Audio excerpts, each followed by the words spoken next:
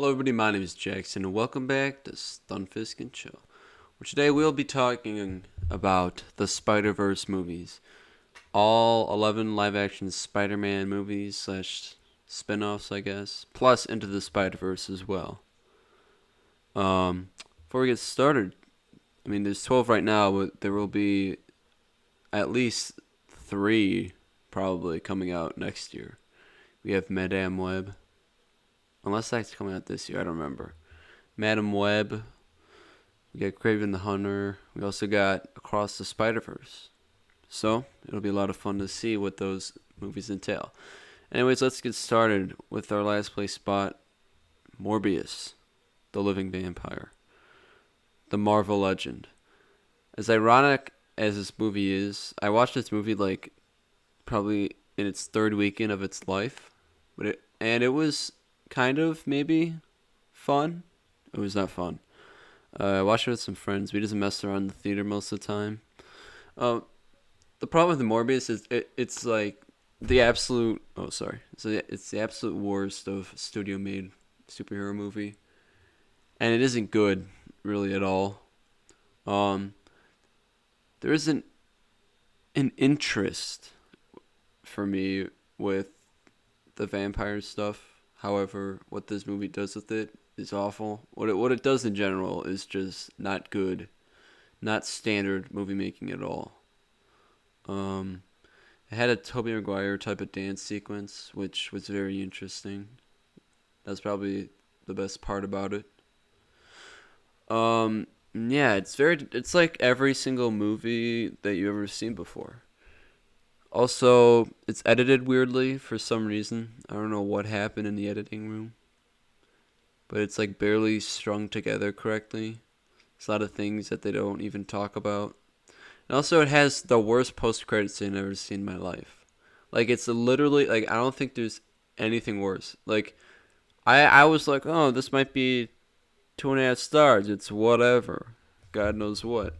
But then the post-credit scene it might have just been able to drop it to a 1 star if I really wanted to, but the post-credit scene was atrocious.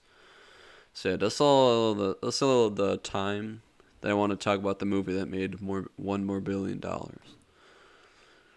Alrighty. Oh god. Spoilers. Next up we have Venom Let There Be Carnage. At number 11. I've seen this movie twice. Um it's pretty mid. It's actually worse than mid. I really do not like this movie. First of all, it moves way too fast. They kept, I think, wasn't it like a 90-minute runtime? And it just does not work. You don't have enough time to develop your two main villains. Except they just basically did the comic origin, and that's all they told us about Cletus Cassidy. I like Woody Harrelson, but this movie did not have enough fun to warrant it being good at all. Like, I gotta be real. I also didn't really like Venom's voice change. I didn't like what they did by splitting uh, Eddie Brock and Venom for like almost the entire movie. Sorry for all these ads. That's a letterbox moment. But yeah, why is there so many? Okay, whatever. I just did not like what they did with this at all. Um, Post credit scene was kind of interesting.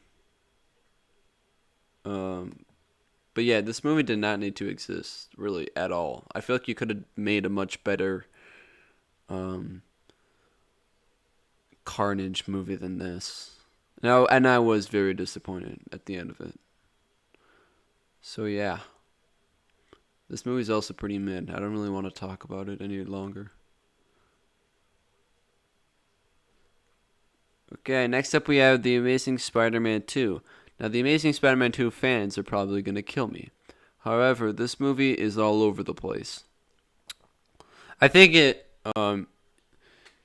intro- it introduces very interesting ideas into this franchise. It has a lot of really good moments, like top tier level moments. However, the plot about his parents, the Electro, Green Goblin, Rhino, just none of it works. to the level you want it to work. Like if you maybe attached on like an hour longer, maybe you could have developed all these ideas. I really like Gwen Stacy in this. She's by far the best part about the Amazing Spider-Man movies. Like there's nothing else that comes even close.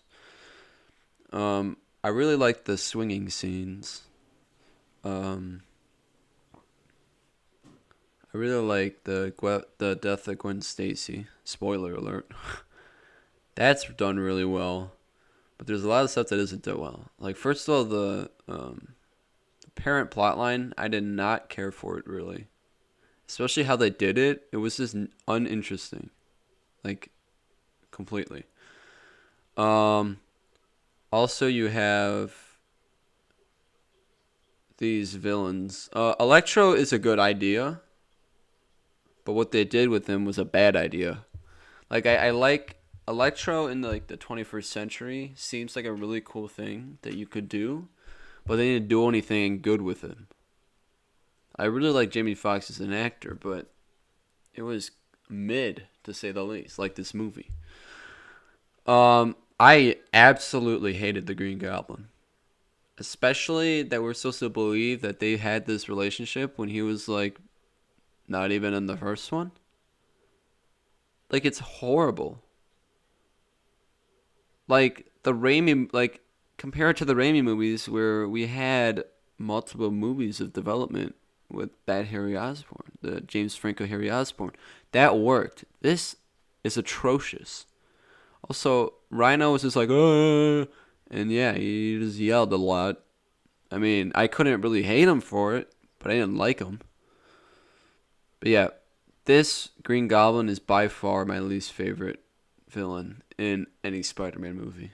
Because he's like, it's just bad. He doesn't even look good at all, too. He looks like an actual goblin. Which, depending on the source of lore that you like. Okay, not the source of lore. I mean, he doesn't look like a Power Rangers character in this, but he's nowhere near as intimidating as Norman Osborn was. Oh, and also like the Osborn whole the Osborn only virus. Like what was that? So yeah, this movie's interesting, but I don't particularly like it at all. I do think there are some good moments. There's also video game cutscene level CGI at times, but you can forgive that in a good movie, not in a completely mid movie like this. I would be interested to see an Amazing Spider-Man 3, especially if it dealt with Venom. That would be pretty cool. Alrighty. Why did I highlight all that? Oh, God. Next up, we have The Amazing Spider-Man. Amazing Spider-Man's not bad. It's good. It's just good. Nothing more than good. Um, I didn't talk about Andrew Garfield in the last one because I wanted to kind of save it here. Andrew Garfield's a very interesting Spider-Man. There's some parts where he's really good, but like sometimes the interpretation of him is not very good. Um, Sorry, my ears itching. Anyways, so like, hmm, the suit in this movie, I don't like it. Gotta be with you. I did not like it. I like Gwen Stacy in this movie. I didn't like the suit. I didn't care for it. Sometimes he's like almost like really like mean, snarky, you know. Like he's like an asshole sometimes, which I don't really like, to be honest. I mean, Peter Parker's an asshole in like every movie, but like here he's like really an asshole, you know. I did like Kurt Connors as a villain. He's a compelling enough villain. He's also kind of really weird and psychotic that you would even test that on himself. But I mean, maybe he was really wanted that limb. Um, yeah. Overall, well, okay, well, it's not a bad movie, but like the whole turning everyone into lizards, that's kind of that's when you know you're off the cuckoo end. But not bad. It's good. There's stuff I don't like. There's stuff I do like. It's not a bad watch. If you're a fan of The Amazing Spider-Man, it's okay to be a fan of The Amazing Spider-Man. If you're a fan of The Amazing Spider-Man 2, I don't know what's wrong with you. Okay, no, I'm joking. Not. But alrighty. Except we have Venom. Hot take. Actually, there's a lot of hot takes on this list.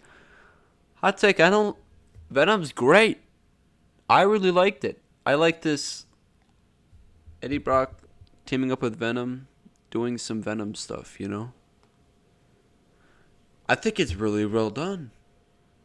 I love the relationship between Eddie and Venom. It's so interesting. Like it makes me wonder what I'd do if I was overtaken by a symbiote. I also saw this with a lot of friends, which might impact the movie ranking. But I really enjoyed this. It's a fun ride. The villain is whatever. I mean, I feel like being an evil CEO man, I think he does a fine job. Yeah, in the movie you can't really see anything. Not as bad as Morbius, but I mean it's like a gray and a black glue pile going ham on each other. So that's a negative. But I don't really hate this movie. I actually really like it. Like I don't know why. I feel like I said, like Eddie and Venom, they carry this movie for me. This, which is why I mean they're so good. Like Tom Hardy is so good in this. Like I don't know why. Like he put so much heart into this role for this film, and it just works on every level. So yeah, I really like this movie. Like there's something about it that's like really good. Next we have Spider-Man: Homecoming. I was thinking of switching these two spots, but I didn't want to. I couldn't do my man Michael Keaton like that. So Spider-Man Homework, Spider-Man Homework. I read homework here. Spider-Man: Homecoming. It's really good. This is a different interpretation of Peter Parker because he seems a lot younger, and they focus more on the high school like relationships and scenario, which I really liked. I think balancing his ability to be this superhero as well as a student at Queens, I think it works really well. You also get one of the most compelling villains of the MCU in the Vulture, Adrian Toomes. Michael Keaton's amazing. He's so scary. He has a reason for why he's doing it, like a really good reason for why he's causing trouble. Another thing I don't really like is the final battle, I guess you could call it. It's not that good compared to other Spider-Man films. However, I really enjoyed the whole way through, and then when you spoiler alert, when you figure out that he's the daughter of, or the daughter what? He's the father of Liz. That just hits on a whole nother level. And also like the talk in the car, like you're scared shitless. Like I gotta be real. You're like spooked. You're like, what is about to happen? And he's not even that bad of a guy. That's why Morbius absolutely destroyed his character. Oh, guys like us want to do some good. Da, da, da, da, da. But yeah, I really enjoyed Spider-Man: Homecoming. I think it's pretty underrated. Even though I have it as my least favorite MCU Spider-Man movie, I think it holds a lot of merit. It's very good. I love Ned and MJ in both of these movies, or in all three of the movies. But yeah, Spider-Man: Homecoming. Very good.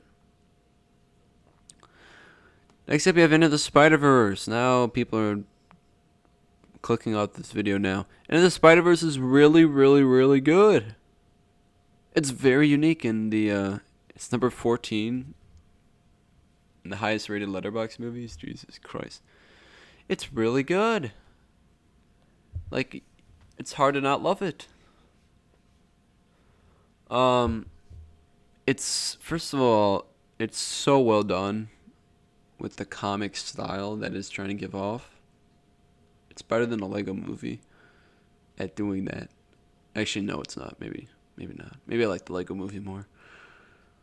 But yeah, it's really well done. All the spider people, amazing. Nick Cage is in this movie, amazing. You have a lot of villains, but they're all relatively interesting, which makes me like them. Especially the Prowler and Kingpin. Those are both really good villains for our hero Miles. I'm interested what are they going to do with the Across the Spider-Verse. Hopefully it lives up to like how well this was put together, you know? Yeah, Into the Spider-Verse has some amazing moments. And yeah, I really like the older Peter Parker, Spider-Man Noir. Also Gwen's really good in this as well. And yeah. This movie just hits on another level. I don't know why. Okay, obviously I know why. I just told you why. But yeah, this one's really good. You might be like, why is this so low? Because I'm a Raimi fan, okay? I'm a fan of the Raimi movies. Next up, we have Spider-Man Far From Home. I really like Spider-Man Far From Home. I love what Jake Gyllenhaal did with the character Mysterio. I think it's such an awesome concept. He's such an awesome villain in this. Even though it's another Tony Stark motivated villain, I still really liked it. I mean, you can like shit on this movie if you want to, but I literally do not care. Because like Mysterio is so good in this movie. He tricks you, quote unquote tricks you into thinking that he's good, but then you're like, maybe he is good because he's not being a bad guy until he becomes a bad guy. But yeah, I just really like this. I really like I really like what Peter Parker is doing, figuring out himself with MJ. My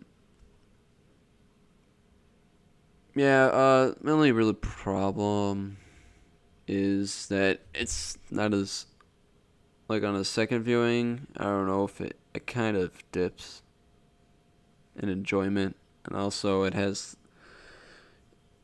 doesn't have the storyline where Peter doesn't want to be Spider-Man, but it hints at it, which is, I don't like when Peter doesn't want to be Spider-Man. That storyline doesn't make a lot of sense to me, which I'll talk about in a second.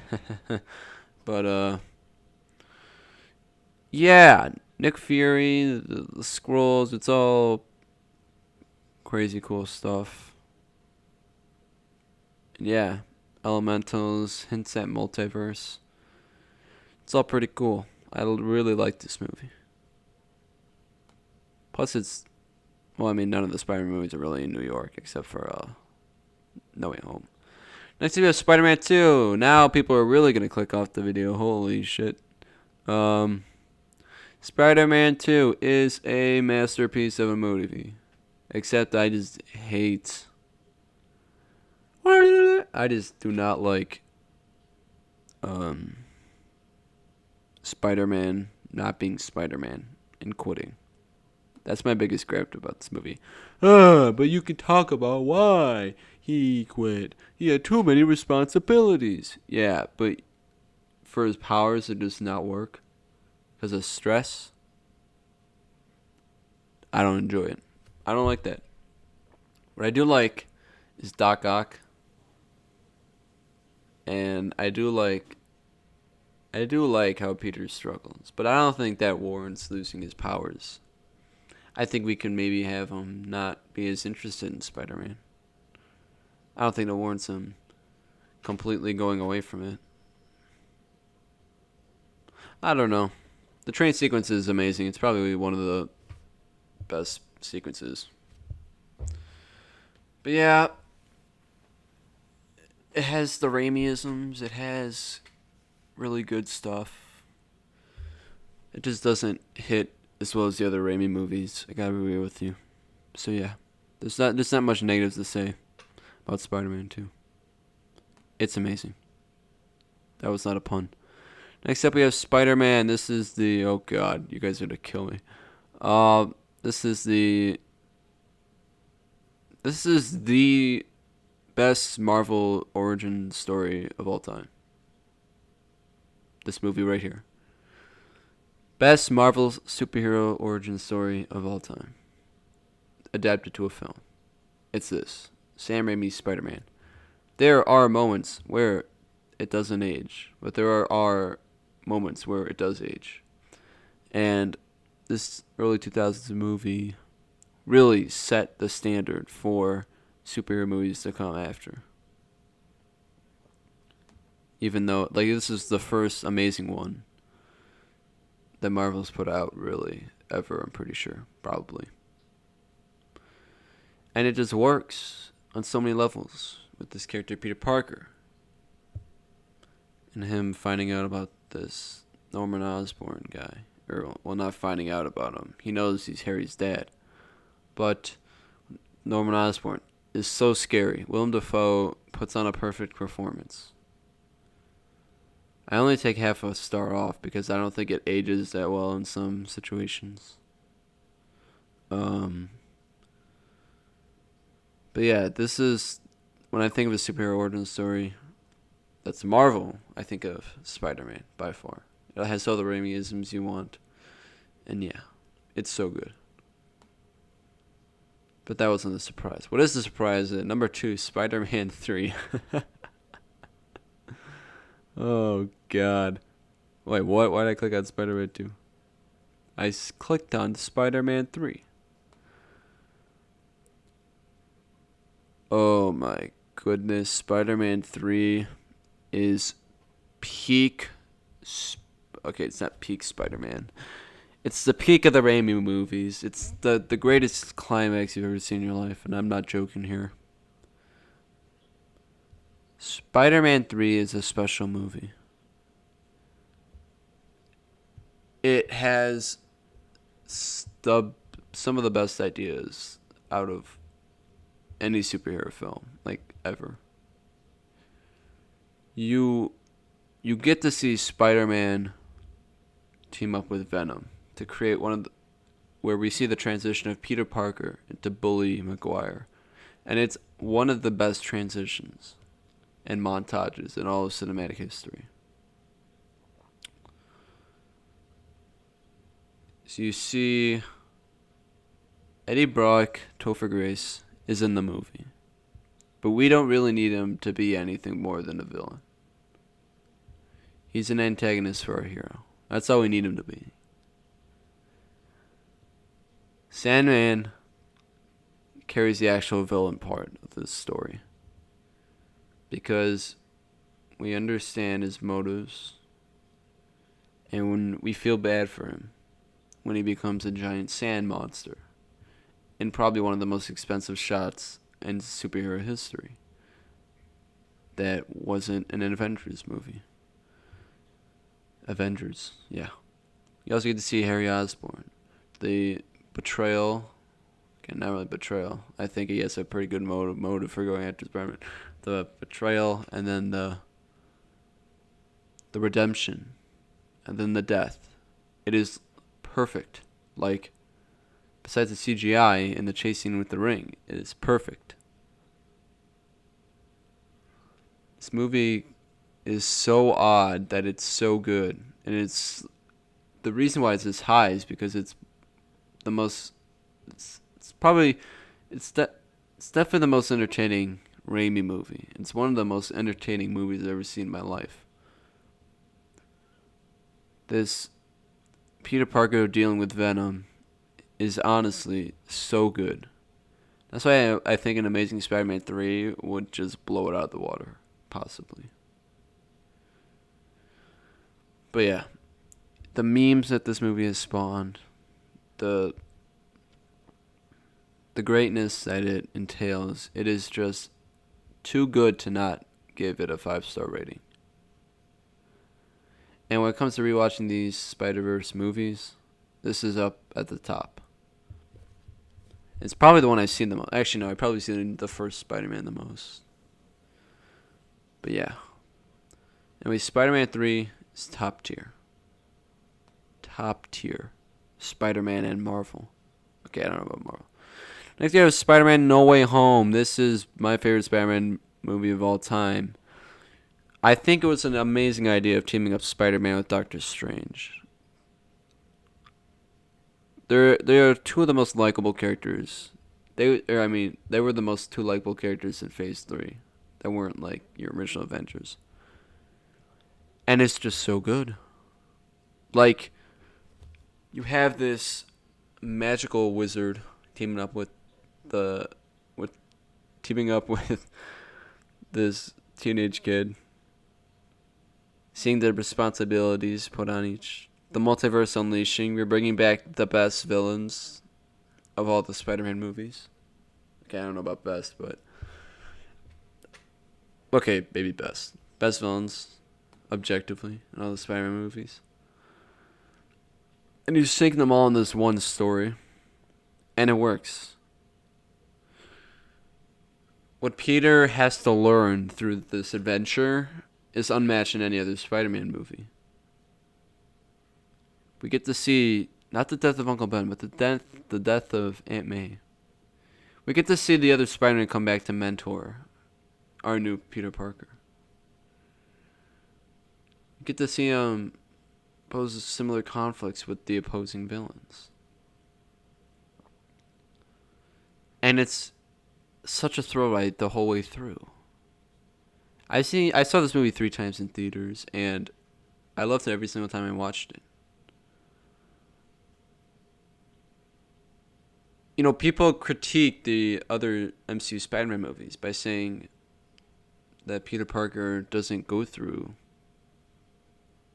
anything. He doesn't have any problem. Like, he doesn't have any troubles. He's just getting fed by Tony Stark. This movie's on its own. He's on his own, and he's against the greatest villains that Spider-Man has ever seen. And with the help of the other Spider-Man, he does it. And he succeeds. And it's just so compelling. Tobey Maguire and Andrew Garfield were fantastic in this movie. Willem Dafoe, Alfred Molina, Jamie Foxx, they were brilliant. They really were. And they brought out so much more to their performances that we didn't really need. But when we felt so happy. The Multiverse Unleashed was a great scenario with Peter Parker, especially fixing his secret identity problem. I think it makes sense that he would go to Doctor Strange. And then also, seeing his friends not being able to succeed because of him also led him down that route to go to Strange. I think it just makes sense to do so. Like, if I knew the most powerful sorcerer on the planet, I would do the same. Wouldn't we all? But yeah. The MCU Phase 4, it peaked at this movie. Gotta be real. I mean, Doctor Strange 2 was really good. Sam Raimi returned for that. I mean, that was still an amazing movie. We have Thor 4 coming up. Another short one. We'll see if Taika Waititi does the same magic as he did with the first Thor movie. But yeah, Spider-Man No Way Home is definitely my favorite Spider-Man movie. You know, it was Spider-Man 3, but now after seeing this movie multiple times in cinemas, it's now taken the cake. It's the best Spider-Man movie of all time. But anyways, please comment down below what your lists are. This list is just my list, and I'd love to see yours. So yeah. Make sure you leave a like on the video. Share it to friends if you want them to make fun of me. And please, make fun of me in the comments down below. Thank you guys all for watching. Have a brilliant day. Goodbye.